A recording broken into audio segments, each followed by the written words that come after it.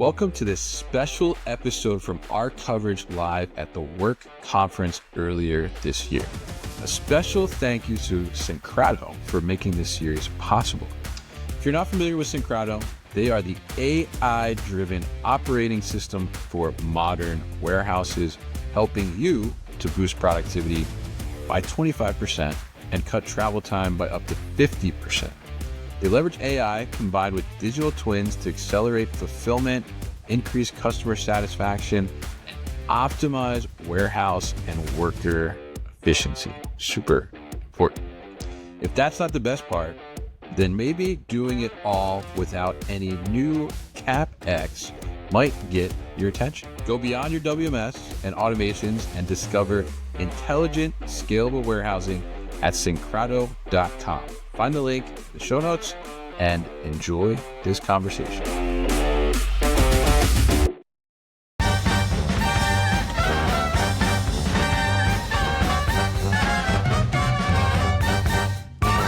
Hey, it's Kevin with the New Warehouse podcast on site here at WERC 2025 in New Orleans. And I've got two special guests with me here, fresh off of their session this morning here at WERC. I got Chris Lingenfelter of Robot Advisors and Tim Barrett of Barrett Distribution Centers. So thank you both for joining me here. How you doing this morning? Doing great. Fantastic. Great. Yeah. We had a standing room only session and a lot of positive feedback. So yeah, I'm excited. Absolutely. Excited to talk to you and your listeners too, Kevin. Definitely. I was in there in the session, and it was that is true. It was standing room only. There were people standing. That's true. But very great session, and I think what you guys were able to bring to the table there is really, really interesting about how you've gone about some robotic projects, some automation projects, which we're going to talk a little bit about here. But before we do that, I guess let's, for people that maybe are not familiar with Barrett, tell us a little bit about your company. Yeah, sure. Happy to do that. So Barrett's a third-generation, third-party logistics company headquartered in the Boston area. We are somewhat national at this point, grown from a single location 30 years ago when my brother and I took over. So he and I are third-generation. The company's been around about 80 years. So we're in about 10 states across the East Coast and then sort of across the country in Memphis, Dallas, LA. So focused on mostly consumer brands, so apparel, footwear, health and beauty care, any consumer brand, and we do both e-commerce fulfillment and wholesale distribution. So true omni-channel solutions. So very interesting there, and obviously had heard of Barrett, but I was surprised. I didn't realize you guys had like 25 locations. You said in the session. Yeah. So about 23 facilities across the country. So headquartered in Massachusetts, still a strong presence there. New Jersey's very strong for us. Baltimore, Memphis is our biggest market, and so New Jersey, Memphis, Dallas, LA really are probably the big markets for us right now. Yeah, and you've been in business for quite a while, too. Yeah, 85 years. So, third wow. generation. My brother and I have been running it together for about 30 years. Wow, very nice, nice. Okay, yeah. And he was telling me some stories here before we started recording about his summers in the warehouse, which were pretty interesting, replacing caps on bottles and things. I certainly didn't grow up like a third generation business owner, that's for sure. So. So my, Kevin asked if I enjoyed my summer employment. I said, I don't know if I enjoyed it, but I certainly worked really hard. And so I had some interesting assignments. So we had just what Kevin was touching on. We had a consumer goods customer at the time, and they had defective caps on all their bottles. So you picture, 100,000 square feet of, of 1 gallon jugs that needed caps replaced. So I don't know how many caps that was, but I'm sure it was millions and millions of caps. It sounds like a lot. Yeah. Spent a whole summer replacing caps on bottles. All right. So been in the warehouse for quite some time, most of your life. It sounds like.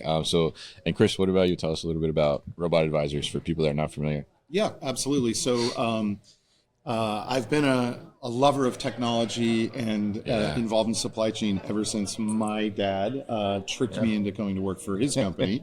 So I see a theme here. Yes, exactly. My dad unfortunately had leukemia. We were just talking about the Pan Mass Challenge here and raising money for cancer research, which is something I'm passionate about. But He said to me, one of the last pieces of advice he said is, you know everything about warehousing and robots. You know everyone. You should start your own consulting firm. And so I did that 2 years ago, two and a quarter years ago. Yeah. And it's called Robot Advisors, as you said. We help people. We do two things. We help people who have warehouses. We help point them in the right direction to find the most appropriate robotic automation technology for their warehouse. And then we, on what I call the supply side, we help the providers of robotic automation with their go-to-market strategy, their messaging. The whole goal, from my perspective, is to help matchmake. I personally think there's a great robotic technology for almost every warehouse, unless it's literally your garage and it's only you and your dog packing boxes. So many times I see people be disillusioned because they bought the wrong thing. And so we've set out to help both through consulting services, which is how we get paid, and free tools. And I'm going to talk about a free tool we launched today. Yeah. It's the beta launch of the Robot Recommender. So that's I'm excited to share with your listeners and let them have at it. It's in its beta form. So we know there's a few bugs out there, but the feedback so far, even just this morning, has been phenomenal about the tools. So. Yeah, that's great, and they gave a little thumb drive to everybody, right, with all the files and tools and things on there, which is pretty cool with the little Robot Advisors logo. I like that. It was a nice touch, definitely. Thank you.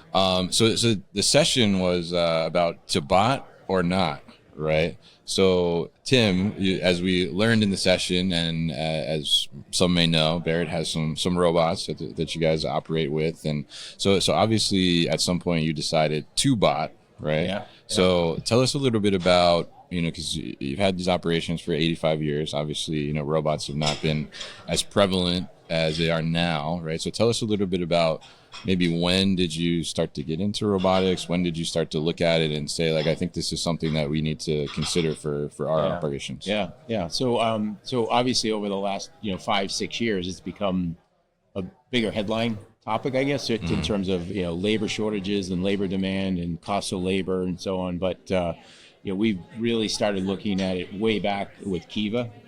Going back really, probably, I don't know what that was, 15 years ago plus. And you were an early looker. Yeah. So, and we never did implement Kiva, but we were one of the first people to implement both Locus and Six River systems.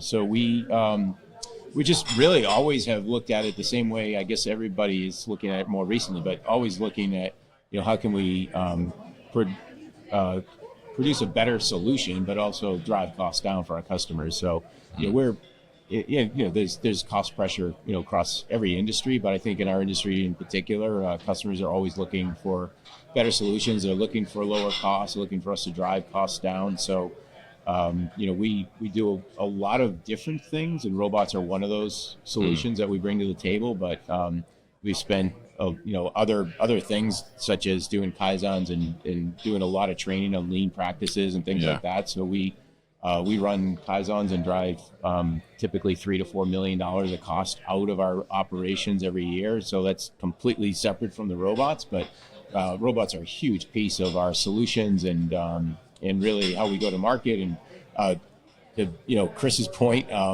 trying to figure out that right solution for a given customer, a given profile, the form factor of the product, the SKU count, the order profile. So we're a bit agnostic. We look at all of the different solutions for each individual customer. We didn't decide to just, we're going to be, a Locus house and everything's going to be Locus. We actually just look at all the different options for each individual customer. And part of it is, like I said, complexity, but size as well. So lately, some of the newer opportunities that we've been presented with, we're looking at auto store and other things like that are more geared to the higher volume. Picking. And it's interesting. You mentioned you have both Locus and Six River, right? As you said, you're not just a Locus shop, right, or something like that. So I'm curious, Chris, what do you think about that, having that interesting mix? I mean, that's one of the reasons why I really like Tim and Barrett is because so many people are like, well, I only drink Coke or I only drink Pepsi. And they realize that having each of these vendors, and you didn't even mention VCO cards, which is yet another kind of AMR-like solution. The willingness to try new technologies and realize that each customer's requirements are different is, frankly, a little bit unique, right? Some of the giant 3PLs put in all these different vendors, but frankly, they don't like to talk about it so much, whereas Barrett is an early adopter, willing to try new things, and come to a conference like WERC and share their experience. So it's a unique combination, frankly, and I want to recognize Tim and the organization for, because it's not without risk, right? Every time you try a new technology, you're putting yourself out there, and frankly, your business with your clients if things go horribly south. But we as an industry, I'm vice chair of TRG, the robotics group at MHI. And as an industry, we need people who are willing to just stick their neck out and try new technologies.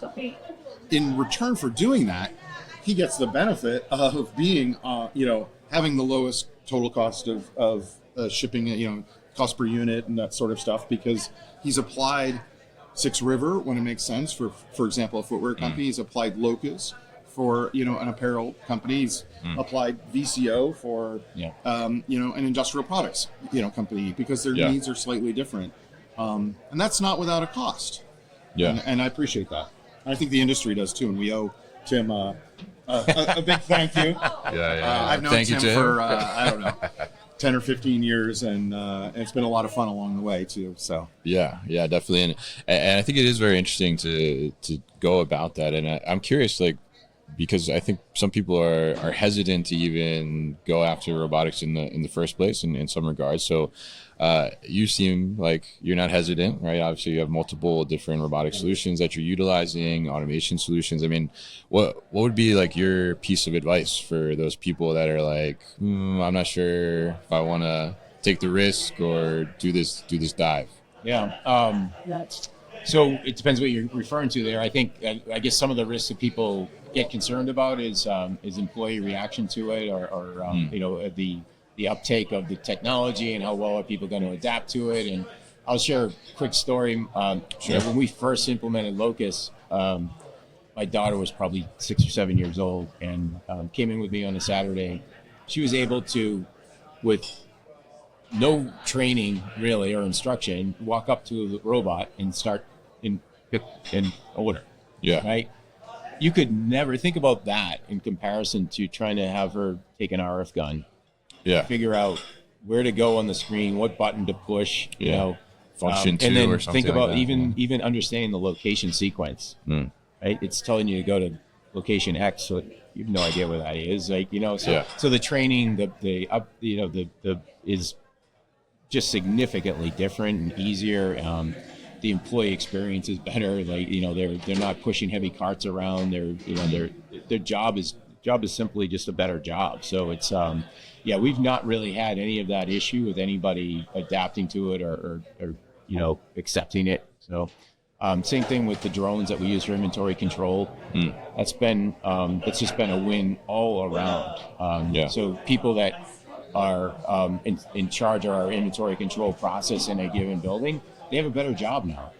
They are literally now, they're flying a drone, which is kind of cool to do, right? That's fun. But then their job now is to take the exceptions that the drone is, handing to them, right, and saying, hey, here are some of the exceptions you need to look at, and doing the research and the analysis, and it's just a little bit more of a higher level job, a little more interesting of a job than spending 90% of your time out on the floor doing counts, and then 10% of your time doing something that requires your brain, right? So it's really that it just changed the job and made the job a lot more interesting for people, and frankly, it's had a massive impact on our business. We've increased our inventory accuracy dramatically and done it at a much lower cost. Interesting. Yeah. And I think, you mentioned that was your favorite one, right? Yeah. Or I think Chris said that's your favorite one in your session. Tim loves to talk about it. It's a no-brainer, right? They're counting their locations 7 times more frequently than they were previously. They're saving $1 million a year. And the employees are way happier because they don't go to a location and can't find the stuff. Yeah. Their customers are way happier because their fulfillment accuracy is there. So, and there's another example where you showed a willingness to try multiple things. So you tried, I think we can mention the actual vendors, right? Tried Where and Gather.ai. Yeah. One was a clear winner, and we can mention that Where ended up kind of collapsing and being acquired by Gather. Yeah. Right? But just that sort of like, hey, if it looks as good as, you're telling me, try it, right? Yeah. And in this case, they've rolled Gather out now to, seven locations now. Yeah.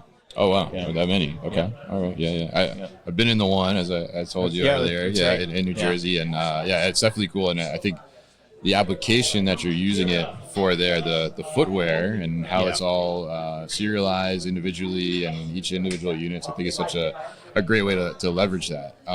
So now it has a much bigger impact on any. So VNA case storage, or in that case, that's actually VNA individual item storage. Each individual pair is actually a unique serialized item. So that inventory control is obviously imperative. Like when somebody buys that specific pair, we have to find and locate that specific pair and ship that pair. So so the drones, I'm not sure that we could have the level of accuracy we have on that account without the drones. It's a game changer for that. Yeah. It's a pretty incredible operation. I'll say, like, with all that stuff. When I walked in there and they're like, "Oh, this is 150,000 different pairs of sneakers or something," I'm like, what? Like, that's insane. Like, and all individual, which is pretty wild. Basically serial number picking, where you're not capturing the serial number, you're going and finding that specific serial number. That specific pair. Yeah, which is really interesting. So now, obviously, in the session, there was a lot of questions about ROI, right, and the costs and things like this, and your view, I think, was pretty interesting. So tell us a little bit about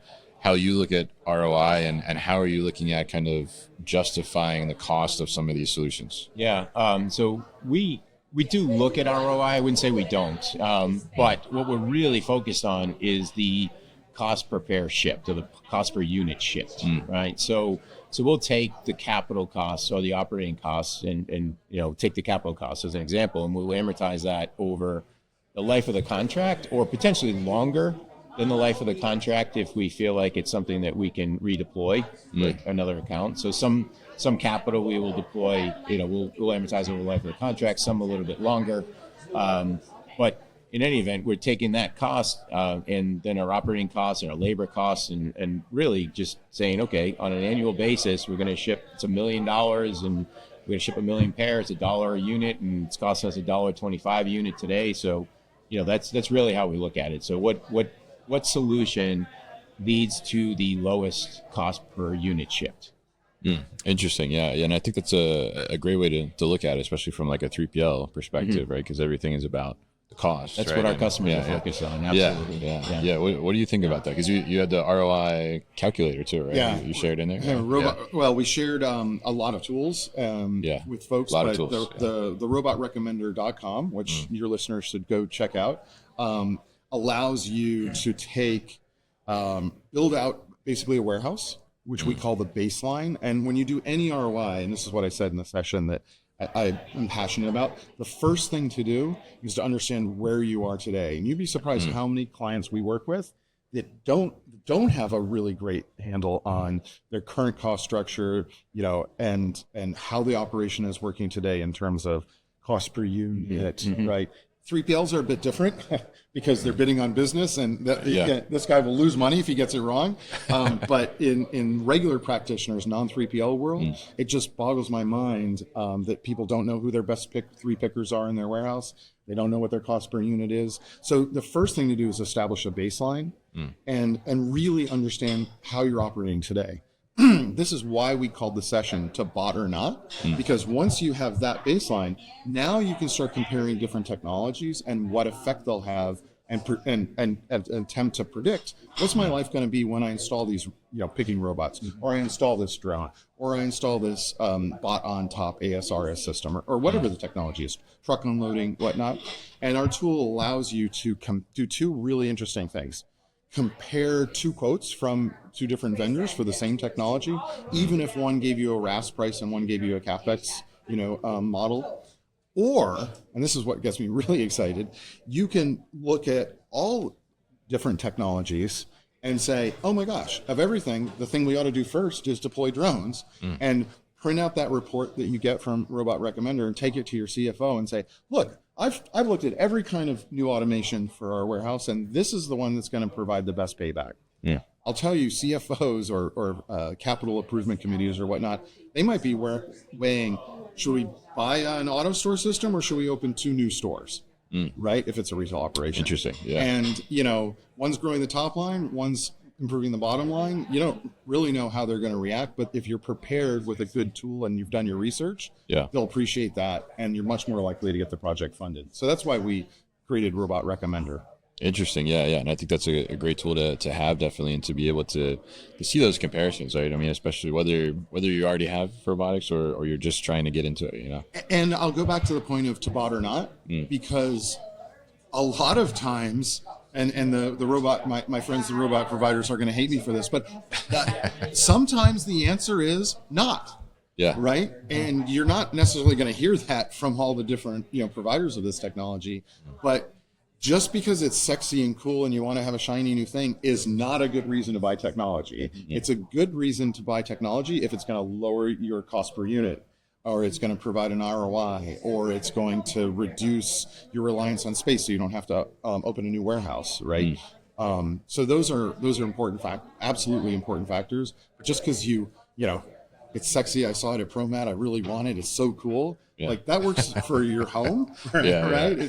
It doesn't necessarily work in a business environment. So absolutely. That's a great point there. And I'm curious, Tim, like when you guys engage with a new potential client, are you right off the bat looking at potential robotic or automation solutions for that client, or like how does that work in that process? Definitely. So we, to Chris's point, we look at all ways to handle that particular customer. I mean, if it's 10 million units of each picking, then obviously the manual process is out the window. But if it, for some customers, we'll look at all the different options. So always do that. We just had a meeting fairly recently with a prospect, and we came in, and actually we came in with a recommendation, but we also showed them 3 solutions that we looked at, 3 different automated solutions.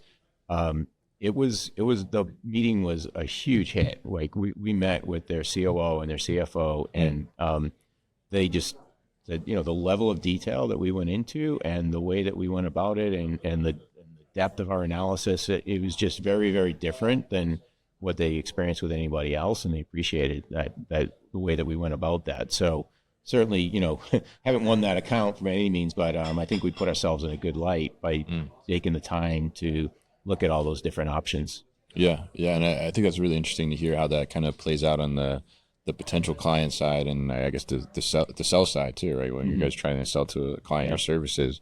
So there was an interesting question in the session. Somebody asked about what does it look like for you on the IT and the maintenance side now. So tell us a little bit about that. When you bring these solutions in, there's different kind of support that needs to be there, right? You mentioned that changes the jobs a little bit, what they look like. So what does that look like from maintenance IT perspective? Yeah, absolutely. So we've definitely shifted our cost structure from, so we've moved costs from the facility, right? So reducing labor. When you reduce labor, you reduce supervision and management required as well, right? So reduce a lot of costs inside the facility. And definitely hopefully not all of that cost, but some portion of that cost has gone into our IT department and our engineering department. So we've grown as a company. So not all of this is a result of automation, but not that long ago we had 5 or 8 people in IT, and we have 45 people in IT now. We had 1 engineer, and we have 8 engineers. So it's definitely moved the way that we go about, and we call those centers of excellence, right? So they are supporting all of our facilities, and now we're getting some leverage from that, but also just the integration and complexity. It's not. It's not. No, it's absolutely not apples to apples. A lot of that is growth, but it's also needed to support what we're doing now. Like the interface and the everything about it is just there's definitely, we've added a lot of complexity to the business for sure. But the result is that we're driving the costs down. Yeah, and I think that's pretty interesting to hear kind of that evolution of just, how the operation evolves, and then the company surrounding it evolves too as well. Like whether, these new type of roles that are being created and things like that. This is an interesting question for you both. I've been asking people this lately, right? So we see a lot of, technology coming in the space. And like you mentioned with the drones right now, your inventory control people, like their job looks a little different. Like they're drone operators, they're exception handlers. So, as we know it now, an entry level position in the warehouse would be like a material handler, right? Somebody that maybe is, changing caps on a bottle all day long, right? But the more technology that comes in, it's going to change kind of the way that looks, I think. So what do you guys think? Chris, maybe you can answer first here. What do you think the entry level job in a warehouse looks like in 15 years? Wow, in 15 years. Yeah. I think you're going to see a lot more of those jobs that Tim was sort of alluding to that they've had to add, right? So analysts, folks who are supporting technology, folks who are considering how to adopt and improve. I don't think in 15 years, which is a long time, right? Yeah. And I'll be retired by then, so you won't be able to hold me accountable, and we won't have a podcast in 15 years. Unless I'm like we'll call you out of retirement. I spent some great time last night with Ken Ackerman, who's 93 and still at it. So, but one of the founders of WERC. So thank you, Ken, for everything that you do for our industry. I don't think you're going to have pickers, and I don't think you're going to have truck loaders, and I really don't think you're going to have too many inventory control people. It's going to be using this part of your body, right? Not this part of your body. And that's and there's going to be a lot less people in the building, frankly. Interesting. That's my What do you think? I don't think it's a stretch to say that we have lights out facilities. Yeah. Where there wouldn't be any entry level positions. Interesting.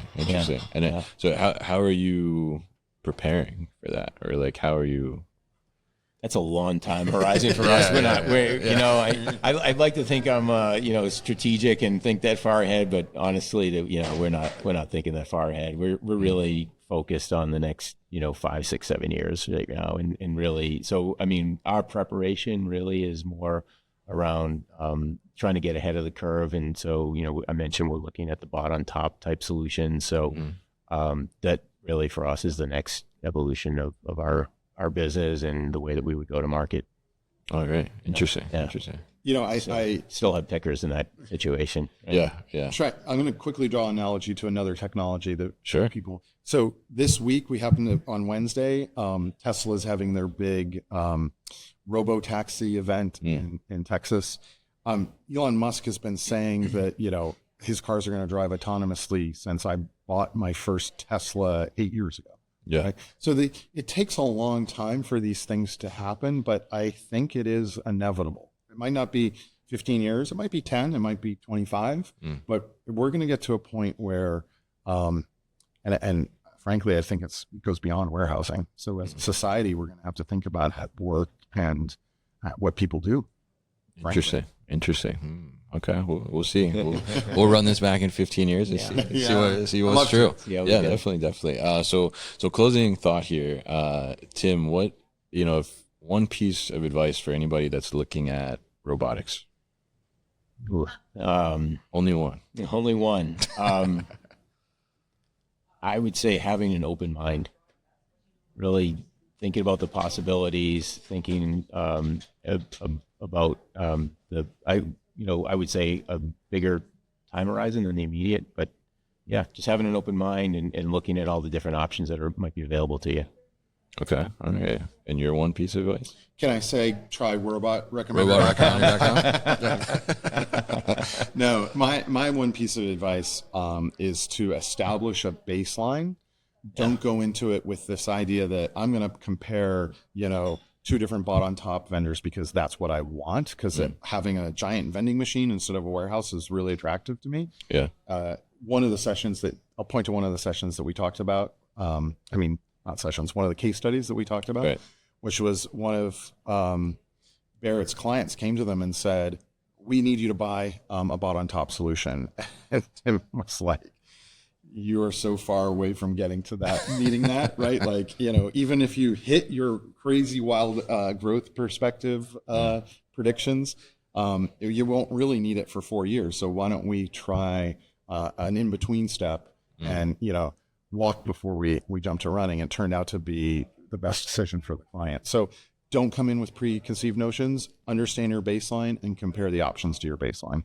And check out Robot Recommender. And check out Robot Recommender. Yeah, great advice here from you both. And I really appreciate you sitting down with me here at WERC in New Orleans this year, 2025. And if people want to get in touch with you or learn more about Barrett, what's the best way to do that? Yeah, certainly. So BarrettDistribution.com is the best way. Hit our website, and there's a lot of information about the company on there. Our location, solutions, different technologies that we've implemented. All right, great. And Robot Advisors? So, Kevin, I'm going to offer something, since if they listened to the whole podcast and got this far through us, Did you make it? We love you if you made it this far. We will send you, not physically, but electronically, we'll send you a copy of all the files that we put on the USB stick for attendees. If they email me at chris@robotadvisorygroup.com, we'll send it out the same day. So you guys can have access to the same great tools we offer to everyone else. All right, fantastic. And a great set of tools, definitely. And great to you guys here who joined me. So thank you very much. And we'll definitely put all that information at thenewwarehouse.com as well as in the show notes here. So thank you both. All right. Thanks, Kelly. All right. Appreciate it.